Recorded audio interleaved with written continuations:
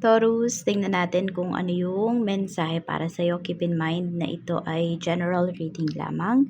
Kaya hindi po lahat makaka-relate. Pakilawakan ng isipan. At kung hindi ka pa nakasubscribe dito sa ating channel, please subscribe and hit the bell button para lagi kang updated every time na meron tayong uploads. Kung nais mo namang mag-avail ng ating private readings, ng ating rituals, ng ating lucky charms, makikita mo yung link sa description box. Tarot Intentions by Aliana Reyes. Magmensahe ka lamang po. Ayan, para ma-send ko sa iyo yung full details. At kung wala ka namang Facebook account o kaya naman naka-deactivated ka, pwede ka sa WhatsApp mag-message. So, nandyan din yung aking WhatsApp number. So, yung number na nandyan, yan lang po yung ginagamit ko sa lahat ng transactions. Kaya, once na, yan, may ibang binigay na number sa inyo, so hindi po ako yun.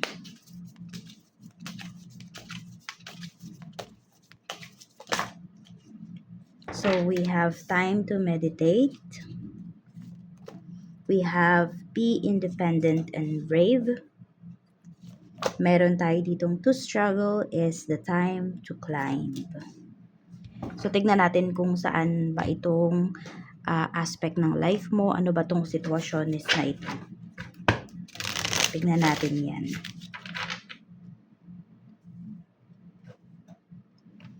Time to meditate. This is for Taurus, Sun, Moon, Rising, and Venus. So, we have Page of Cups. Meron ka bang gustong i-message ngayon? Ayan po. So, pag-isipan mo muna daw mabuti kung dapat bang i-message mo or mag-reach out ka doon sa tao na yon. Maaari po na meron dito intense yung inyong nararamdaman. Taurus, kasi ano ngayon Mercury retrograde. Oo. So, pwedeng intense yung mga feelings po ninyo. Tignan natin, be independent and brave. We have the Star. Ito pagdating to sa ano mo, sa mga goals mo in life. Ayan po. So, kailangan mong magdesisyon dito. Siguro kung single kayo, okay? Magdesisyon kayong mag-isa rito para sa goals ninyo. Pero kung kayo po ay may asawa na, ayan. Kailangan mong hingin din at the same time yung sabi natin yung opinion ng asawa mo. Napaka-importante din noon. Ayan po. So more on ito is about sa goals po ninyo. Kailangan maging matapang kayo. O sabihin natin, pwedeng hindi ka sinusuportahan ng asawa mo, ganyan, or ng mga taong nakapaligid sa'yo. So, ikaw yung mag-step up para dito sa mga goals mo.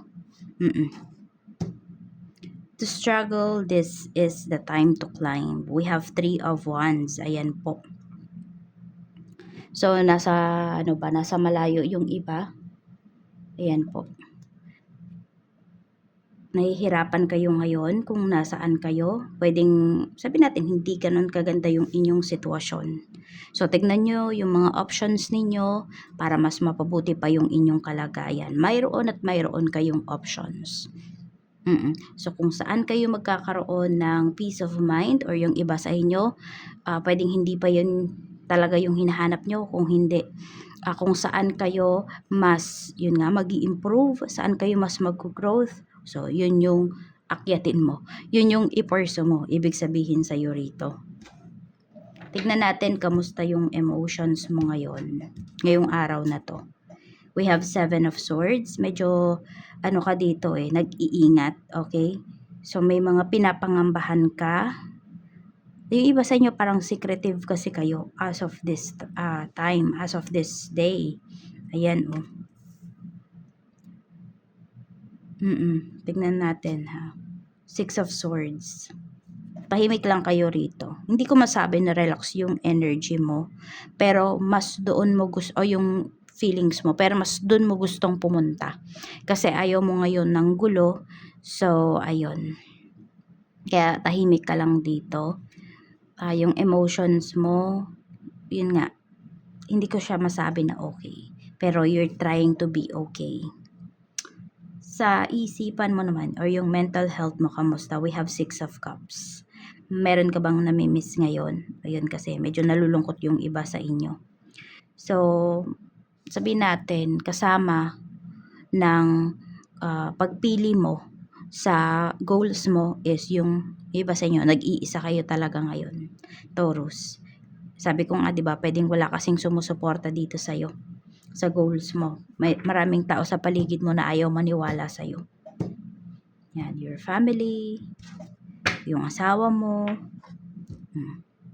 Tignan natin. Kamusta naman yung spiritual health mo? We have justice.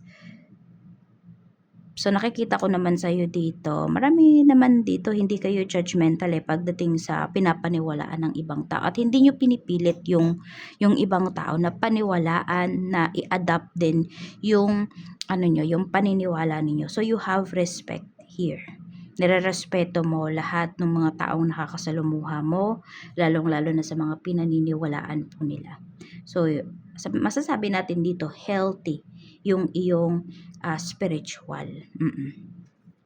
Meron din akong nakikita rito na marami po sa inyo, ikakat nyo talaga yung mga paniniwala na hindi naman na nagmamatter sa life ninyo.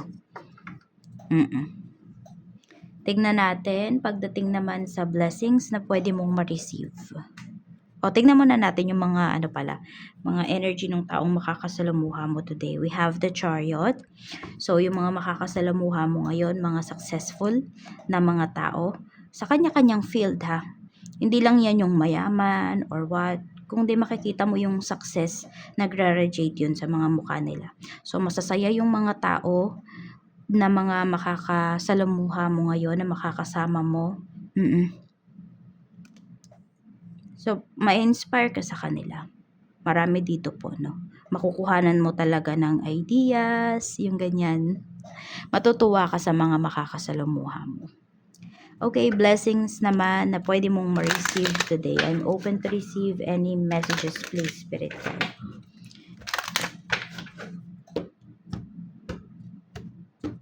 So, we have baby. Ayan po.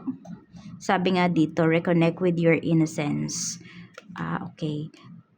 Pwedeng ito is goal mo nung bata ka pa, or yung ano ba yung tawag dun? O tama, goal or dreams mo nung bata ka. So pwedeng yan yung pinupursu or pwede mong mapursu ngayon. Meron din po ditong pinapakita na baby. So could be time with your baby. Meron din nagtatry kayong magkaroon ng anak. So possible din po yan. Meron tayo ditong money. So, to provide, marami po sa inyo rito. Sabihin natin, may mga tatay na nanonood dito ngayon or may mga lalaki dito na nanonood. So, to provide for your goals, for your, ano ba yung bata ka, childhood dream mo. Pwede rin na marami po dito ngayon na, you heal your inner child. So, we have flying. Makikita nyo na yung anak nyo. So, meron dito umalis kayo, buntis yung asawa nyo, tapos ngayon uuwi kayo, mamimit mo na yung baby mo, yung baby nyo. Ayan po. Meron din, ayan, pinapakita rito na blessing sa iyo today. Pwedeng, ayan, makaalis ka, makapag-travel ka ng smooth lang ngayong araw na to. Tignan natin. Basta kung kailan mo to makita ha, possible pa rin na maka-resonate ka. Timeless na yung reading natin. Hindi ko na siya, diba? Hindi ko na siya nilalagyan ng date. Basta kung kailan nyo to mapanood, possible pa rin kayong maka-connect. Tapos, meron din kasi after a year pa nila nakikita yung reading, tapos nakaka-connect pa rin naman sila, nakaka-relate pa rin sila. So, ibig sabihin, para sa'yo talaga yung reading na yon. Kaya, sabi nga, walang coincidence sa mga nangyayari sa life natin. So, kung napadaan kayo dito sa channel natin, meant to be yun. Tingnan natin, pagdating naman sa energy or ganap sa trabaho. We have 6 of Wands. So, may tayo dito ha. Meron tayo ditong promotion na pinapakita pagdating sa work, or masasabi lang natin, yung iba naman hindi naman kayo naghahangad ng promotion, pwede po na mapupuri kayo sa work ninyo ngayon. Or meron dito paparating na sabihin natin big client, big time na client ninyo. Kaya sobrang naghahanda kayo. Pwede rin anniversary ng inyong company, ng work po ninyo. So, we have 10 of Pentacles. Pero pinapakita talaga dito, marami sa inyo, mapopromote kayo. Ayan, oh. Or napakataas po ng sales dyan sa inyong work. Basta ang daming ganap. Ang daming ganap. Fulfilled naman po kayo pagdating sa inyong trabaho ngayon. O, diba? Masaya talaga dito. Marami sa inyo, masaya kayo sa current work ninyo. Mga co-workers mo, we have Page of Pentacles. So, marami din dito, busy yung mga co-workers mo, may mga pinag-aaralan. I don't know kung may nagmamasteral, may nagdodoktoral ba dyan sa mga katrabaho mo? Or marami dyan, mas mga bata po sa'yo. Pwedeng mga bagong employees. Tingnan natin ano pa yung mensahe pagdating naman sa business. Kamusta yung business? We have the Emperor. Yan, we have the Emperor. Okay. Four of Pentacles. Okay na okay po yung inyong sales ngayong araw. Meron tayo ditong the World. Meron din kasi pinapakita rito. Looks like marami kayong other source of income eh. Or sabihin natin, mga clients mo ngayon is sobrang dami. Parang galing pa sa iba't ibang lugar. May mga inquiries din na pinapakita po rito. Staff mo, we have 8 of Cups. Meron kang staff dito na parang magbabakasyon yata siya or may importante siyang lalakarin. So, makikita mo pwedeng may nagmamadali dyan. Yung parang atat na atat ng umuwi. Ganyan sa mga staff mo. Tingnan natin sa kaperahan naman, we have 4 of Wands. Ayan, pagdating sa kaperahan, sinasabi po rito na marami sa inyo ngayon, ang pinagkakagastusan nyo talaga is pagdating sa bahay. Ayan, we have Queen of Swords. 5 of Pentacles. Okay. Sinisecure nyo yung kaperahan nyo ngayon. Kasi ayaw nyo na ma-short kayo pagdating sa inyong mga kaperahan, sa mga expenses ninyo. Kaya sobrang strict nyo talaga. Kaya mga necessities lang talaga yung mga binibili ninyo. Ayan, meron nga dito nasasabihan kayo na ang sungit ninyo, ang kuripot mo naman, Taurus. Ganyan. Pero wala kasi syempre naranasan mo na eh. Naranasan mong magkulang yung kaperahan mo tas walang magpautang sa'yo. Kaya ayun, talagang sinisecure mo muna talaga yung mga pangangailangan ninyo. Inuuna nyo muna ngayon yung inyong sarili. So okay lang yun, wala namang masama doon, di ba? Tingnan natin pagdating naman sa love life, okay? Ano yung nafe-feel ng person mo? Meron tayo ditong Knight of Swords. Merong dito uuwing galit. O yun, may away nga na pinapakita. Or bigla na lang, or sabihin natin, hindi naman kayo magkaaway ng person mo. Pero once na nag-usap kayo, ayun, parang nagagalit na kaagad siya, mainit. Meron dito kasi mainit yung ulo. Mukhang may mga kaaway kasi siya eh.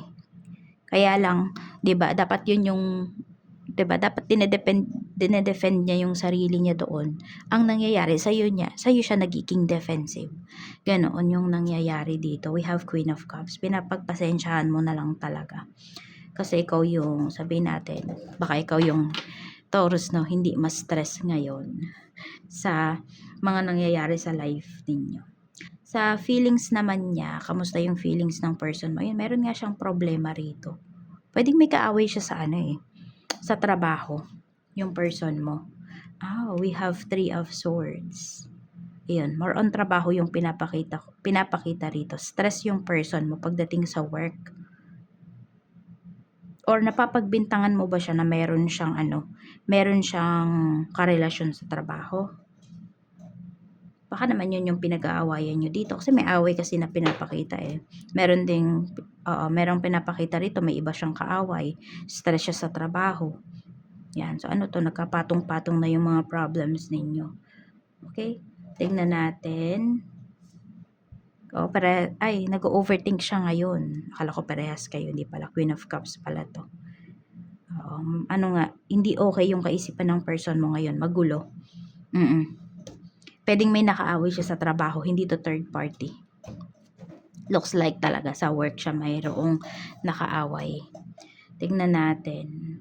So, ayan po dito sa pinapakita na energy sa atin dito, doesn't mean na ito ay para lang sa mga babae. Sino ba nagtatrabaho sa inyo? Yun. Diba? Sabi ko nga is, this is general reading. Kung gusto nyo po na para sa inyo lang yung reading, pwede kayong magpa-private reading para energy mo lang at energy lang ng person mo yung mapipick up natin. Kasi this is general. Okay?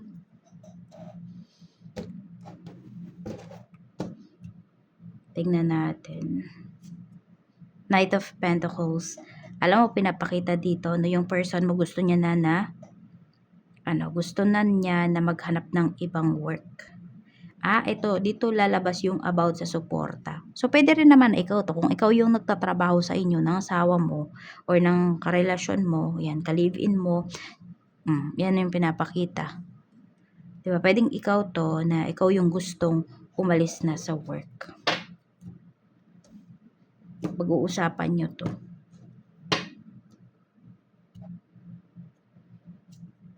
We have 10 of Swords. Meron naman dito kasi ayaw makipag-usap kasi nga stress pa eh.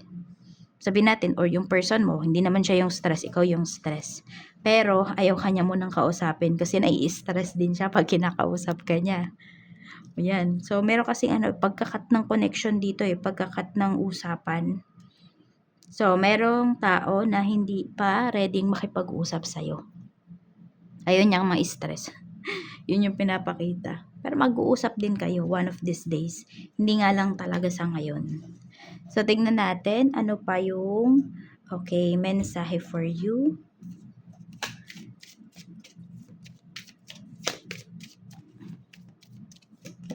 We have Cassette. Ayan. Meron nag-overthink na talaga. At meron nga ding nalulungkot kasi may namimiss. May mga pinagsisisihan ba kayo sa life, Taurus, na ginawa ninyo or hindi ninyo ginawa? Meron namang nagbabago dito pero napapag-isipan nyo pa rin talaga na ng negative. Oo. Kaya merong tao na ayaw makipag-usap Kasi nga pwedeng ikaw mismo yung dito, nag-iisip ng negative. Baka ikaw to. So, ayan lang po yung mensahe para sa'yo. Maraming salamat. Mag-iingat ka and see you again on my next video. Bye-bye!